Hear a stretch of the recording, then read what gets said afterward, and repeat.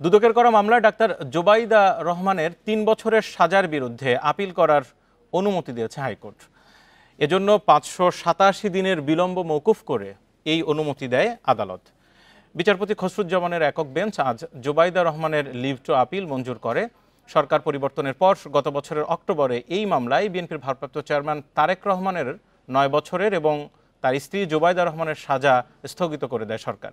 জ্ঞাত আয় বহির্ভূত সম্পদের অভিযোগে ২০০৮ সালের ২৬ সেপ্টেম্বর তত্ত্বাবধায়ক সরকারের শাসন আমলে তারেক রহমান, তার স্ত্রী জোবাইদা রহমান ও জোবাইদা রহমানের মা ইকবাল বানুর বিরুদ্ধে কাফরুল থানায় মামলা করে দুদক। ২০২৩ সালে আদালত তাকে ৩ বছরের কারাদণ্ড, ৩৫ লাখ টাকা অর্থদণ্ড করে।